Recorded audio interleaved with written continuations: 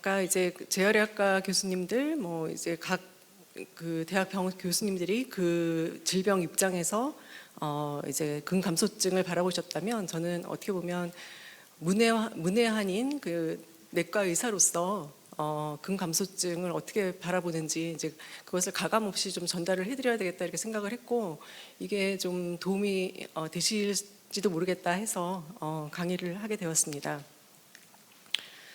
저는 이제 대학에서는 류마티스 내과를 주로 받고, 지금은 이제 류마티스를 포함한 관절 질환과 주로 대사 질환, 고혈압, 당뇨와 같은 대사 질환 환자들을 주로 보고 있고요.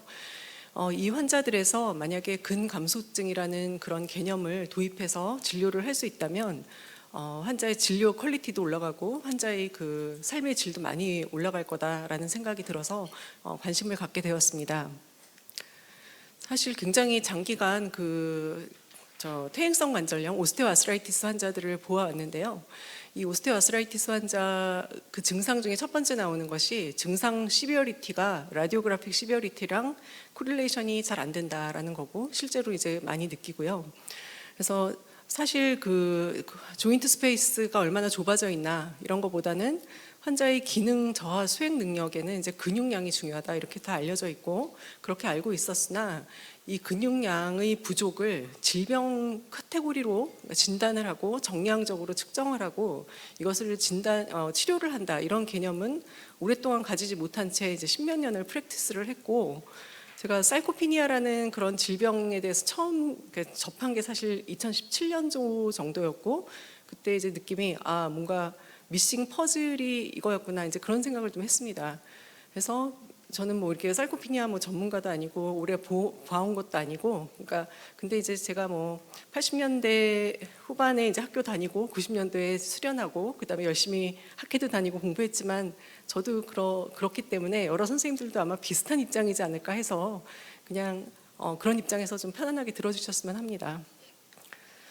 그래서 근데 사이코피니아라는 개념이 이미 1989년도에 처음 제창이 됐더군요. 굉장히 오래된 개념이고, 아까 보니까 재활의학과 교수님은 무려 2015년도부터 이제 많은 그 근육량을 재우셨다고 해서 좀 놀랐습니다. 근데 이제 사실 질병이라고 처음 진단된 그 카테고리 된 게 16년이었고, 우리나라는 이제서야 2021년도에 이제 8차 개정안 진단 코드에 포함이 됐기 때문에 어떻게 보면 지금이 완전히 베이스라고 저는 생각을 하고요. 뭐 이런 뭐 프라이머리, 세컨더리 사이코피니아 이런 것들은 오전에 전부 다 얘기가 됐던 내용인데, 어쨌거나 40대부터 이제 골격근량이 변하고, 그 다음에 아까 산부인과 선생님도 말씀하셨지만 50대부터 이제 서브스텐셜하게 머슬이 디클라인 한다라고 봤을 때, 그러니까 거의 이제 우리나라가 보니까 이제 앞으로 평균 수명이 60세로 간다고 하더군요. 그러니까 모든 그 국민들이 어쩌면 사이코피니아라는 그 질병의 그 캔디데이트라고 저는 생각을 합니다. 그래서 국민 건강에 이제 이보다 더 중요한 게 있을까 그런 생각을 했고요. 사이코페니아 머슬에서 어떤 일이 일어나는가 기전 아침에 잘 얘기를 들어서 이런 것은 넘어가도록 하겠습니다. 근데 사이코피니아가 정말 걸리지 않는 과가 하나도 없는 것 같습니다. 그러니까 제가 보는 그런 관절 환자, 뭐 그다음에 이제 DM 환자를 비롯해서 그 포스트옵 컴플리케이션이라든가 뭐 ICU 그 프로그노시스에 이르기까지 모든 환자가 사이코피니아와 연관이 있을 수가 있고, 또 이게 한번 생기면은 비셔스 사이클을 돌아서 점점 나빠지기 때문에 이것을 이렇게 리버스 시키기가 쉽지 않아서 예방을 해야 된다는 면에서 예방의학과도 이제 맥이 닿아 있다고 생각을 하고요. 얼마 전에 어떤 논문을 봤더니 이게 그 사이코피닉 머슬이 결국 그러니까 면역의 노화와도 밀접하게 관계가 있다고 해서 이게 근육이 부피가 큰 만큼 정말로 중요한 organ이라는 생각을 했습니다. 류마티스 내과랑은 당연히 이제 관련이 많을 거라고 생각을 하고요. 찾아봤더니 이제 오토이뮤 디지즈에서 더 젊은 나이에 이제 프레발런스가 올라간다는 논문이 굉장히 많이 있었습니다. 여기에는 물론 이제 인플라마토리 사이토카인과 그다음에 글루코코르티코이드가 중요한 역할을 할 거고, 근데 아시다시피 글루코코르티코이드 인듀스드 오스테오포로시스는 지금 그 보험 기준이나 진단 그다음에 치료에 있어서 완전히 정립이 됐거든요. 근데 글루코콜티코이드로 인한 뭐 살코피니아에 대해서는 아직까지 전혀 이제 이런 치료 방향이나 이런 것이 결정이 되어 있지 않은 것으로 알고, 그 외에 저희가 이제 많이 보는 스폰딜로아스로페시라든가 루푸스, 소리아틱 아스라이티스 이런 환자들에서도 모두 살코피니아 프레발런스가 증가한다고 보고는 있지만, 제가 알기로는 이제 아직까지 뭐 류마티스 내과에서 특별히 이 분야에 관심을 가지는 분들은 많지는 않은 것 같습니다. 그래서 이거는 저희 병원에서 그래서 그 BWA를 구입했을 당시 환자분들에게 근육량을 측정해 줄 테니 한번 오세요 했더니 왔던 환자들을 이렇게 쭉 기록을 해 놓은 건데요. 생각보다 굉장히 다양한 이유들로 근육에 관심이 많았습니다. 어떤 환자는 이제 요산수 수치가 높아가지고 내가 지금 단백질을 안 먹는데 아무래도 근육이 좀 걱정된다 이렇게 하는 부분부터 시작해가지고 최근에 피곤하고 다리가 잘 붙는 게 근육 부족 때문이 아니냐 이런 걱정, 그다음에 근육이 별로 없는 것 같다, 뭐 그냥 단순히 필요하다, 뭐 이런 걱정해서 젊은 분부터 연세 많으신 분들까지 굉장히 많은 분들이 와서 측정을 했습니다. 근데 그 중에서 노란색으로 이제 표시해 놓은 게 이제 근감소증 진짜 카테고리에 있으셨던 분이고, 또 이제 그렇지 않은 분들도 굉장히 많았습니다. 그래서 몇 년 사이에 이런 근육에 대한 관심도가 굉장히 높아진 것은 굉장히 고무적인 현상이라고 생각이 됩니다. 사실 저는 그 1차 의료에서 근감소증 클리닉에서 해야 될 일이 진단이라고 생각을 했거든요. 그래서 진단에 대해서 이제 열심히 준비를 했는데 이미 오전에 한 서너 번은 들으신 것 같아서 빨리빨리 넘어가도록 하겠습니다. 그래서 근육량과 근력, 신체활동 수행 능력 이렇게 세 가지를 측정을 하고요. 근육량은 가장 간단하게는 종아리 둘레를 재는 방법과 핑거링 테스트가 있죠. 그래서 오른쪽에 그림을 보시면 엄지손가락, 둘째 손가락으로 링을 만들어서 종아리를 재봤을 때 남아도시는 분들 C그룹이 그 살코피니아 위험도나 사망률이 무려 3배에 달한다 이런 보고도 있었습니다. 그래서 이런 것이 이제 가장 간단하게 환자를 스크리닝할 수 있는 방법이라고 생각이 되고요. 그 다음에 뭐 영상의학적 방법은 또 여러 번 나왔기 때문에 덱사, CT, MRI, 그 다음에 소노도 사용이 되고, 사실 덱사가 지금 그 인정 비급여로서 근육량을 측정하는 데 이용되고 있는 걸로 알고 있습니다. 수가도 상당히 되는 걸로 알고 있고, 근데 저희 같은 의원급에서는 이게 이제 좀 비싼 장비다 보니 저는 갖추고 있지 못하고요. 그래서 이런 게 있으신 의원에서는 이제 그 적극적으로 활용하셔도 좋지 않나 생각이 들고, 역시 CT, MRI 같은 것도 이제 얘기가 계속 나왔지만 근육량과 근육의 질까지도 이제 평가를 할 수가 있는데, 뭐 저희 같은 의원에서는 역시 좀 다가가기 어려운 장비가 되겠고, 초음파도 이제 논문이 꽤 있던데 이거는 뭐 이제 객관적으로 어떤 환자를 잡아낸다기보다는 뭐 어떤 한 환자에 있어서 팔로우하는 수단으로서는 활용될 수 있지 않을까 저는 개인적으로 그렇게 생각을 좀 했고요.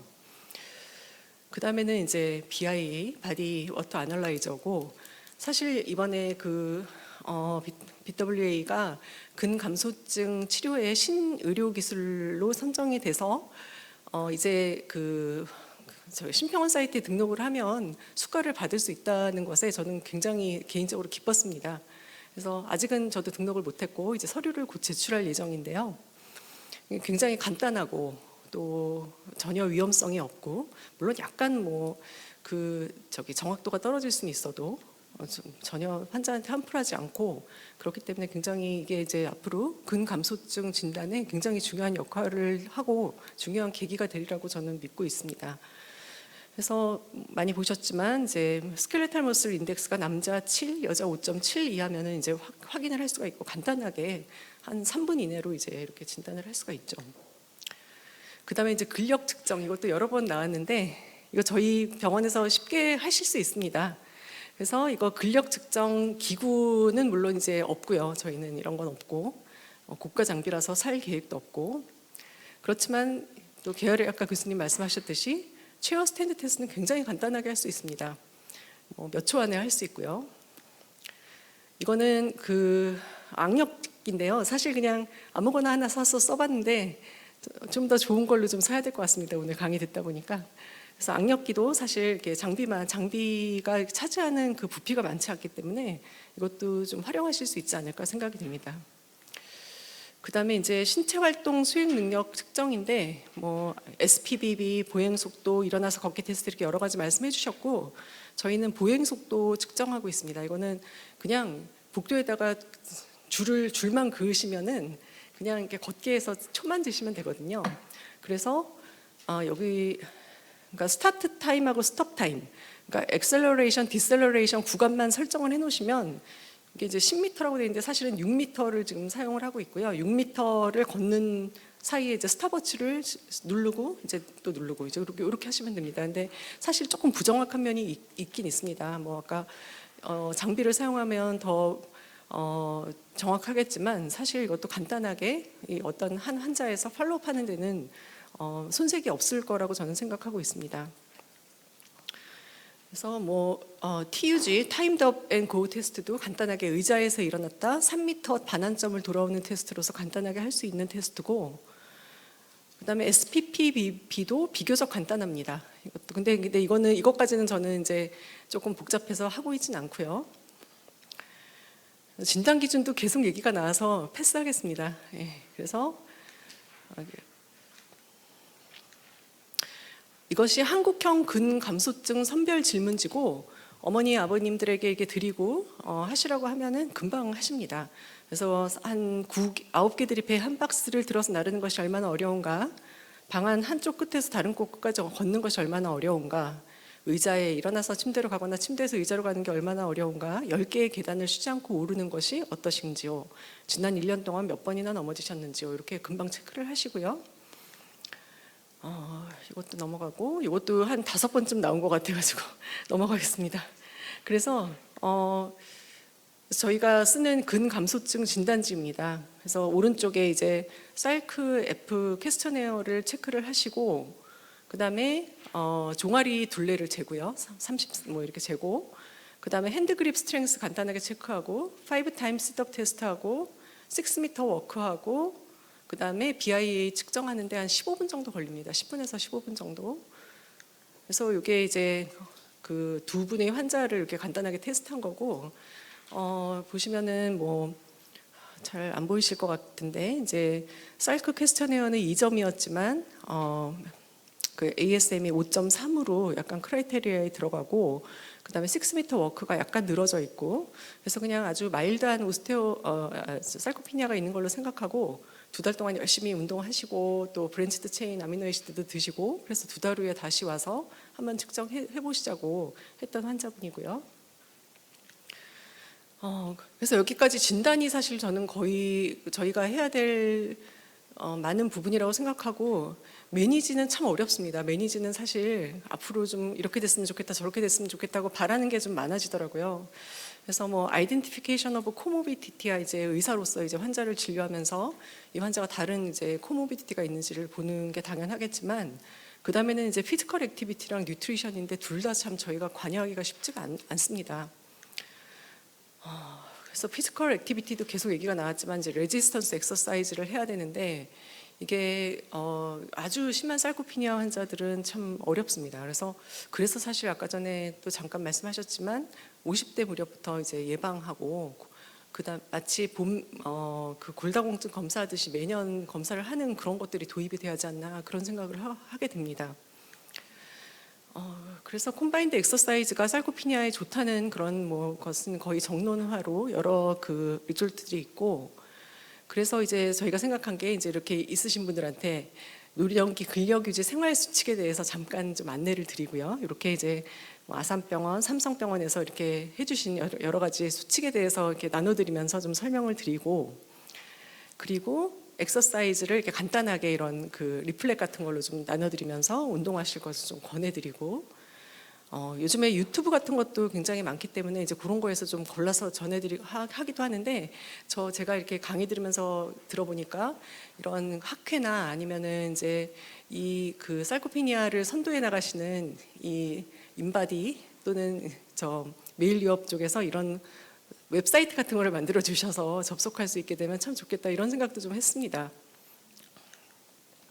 제가 이거 준비하면서 좀 이렇게 여러 가지 검색을 하다 보니까 근감소증 디지털 치료제라는 게 나오더라고요. 2019년도 약업신문에 나왔는데 환자가 처방 운동 가이드에 따라서 이제 운동을 할 수 있게 그런 거를 개발하겠다. 이렇게 2019년도에 이제 뉴스에도 났는데 그 후에 팔로우 기사가 없더라고요. 그래서 이런 것들도 실제 생기면 참 좋을 것 같습니다. 그래서 이런 것도 멀리 봐서 좀 개발이 됐으면 하는 것이 저희 바람이고요.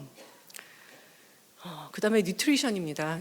뉴트리션은 또 여러 번 나왔으니까 제가 뭐 특별히 더 말씀드릴 건 없겠고, 프로테인 인테이크, 이센셜 아미노애시드, 바이타민 D 등을 드시도록 이제 인커리지를 하는데, 사실 어르신들 식이가 거의 탄수화물 100%인 경우가 진짜 많거든요. 그래서 단백질이 부족해지는 경우가 대부분이지, 이런 어떤 그 제품을 드신다고 해서 오버되는 경우는 참 많지 않을 것 같습니다. 근데 요즘에 와서 이제 단백질 좀 드셔야 한다 하면은 그 자손들이 사다 주신 그런 그 보조제를 드시고 있다 하시는 분들이 굉장히 많아지고 있어서 이게 시장이 날로 커지고 있구나, 이런 거를 지금 현장에서 실감하고요.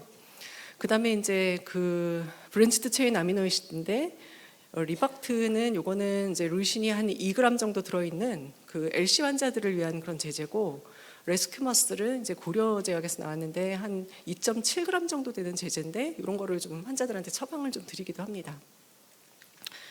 그래서 뭐 브랜치드 체인 아미노애시드가 뭐 중요하다는 거는 여러 그 논문에서 밝혀진 바가 있고, 그래서 뭐 비타민 D와 루신, 그다음에 또 류신 뭐 이런 거가 이제 플라세보에 비해서 월등하게 이제 그 좀 퍼포먼스가 좋아졌다, 이런 논문들이 많이 있고, 아까 그 메일리어 강의 들으니까 이제 그 메디컬 푸드 개발에도 관심이 있으시던데, 이제 그런 것들이 병원에서 처방할 수 있는 그런 제재들이 나오면 좋겠다 하는 것이 또 저희 바람입니다. 그래서 제가 그냥 외래에서 쉽게 이제 처방할 수 있는 걸로 오메가3나 바이타민 D 같은 게 부족하지 않도록 이제 그런 거는 좀 처방을 하고 있습니다. 다 아시다시피 치료약물은 없고, 뭐 이게 이제 2012년도에 앞으로 근감소증 치료제 시장 전망이 이렇게 커갈 거다, 이렇게 예상을 했지만 아직까지 뭐 전혀 없는 것으로 알고 있고요. 뭐 여러 가지 파마콜로지컬 에이전트가 디벨롭먼트라고 했지만 뭐 좋은 소식은 없는 것 같습니다. 그 외에 이제 그 환자들이 여러 그 약제를 드시고 계시기 때문에 뭐 스타틴, 설포닐유리아 뭐 이런 것들은 이제 그 근육 펑션에 좀 안 좋은 영향을 미칠 수 있다, 이런 것들을 좀 짚어주는 것도 좀 필요할 것 같습니다. 그래서 사실 제가 그냥 딱 여기까지 말씀드리겠습니다. 그래서 다양한 질환군과 접목이 가능하고, 그래서 저희 1차 그 진료에서 할 수 있는 일은 근감소증의 진단을 위험군 발견에서 끝날 수도 있고, 또 골격근량 측정까지 할 수도 있고요.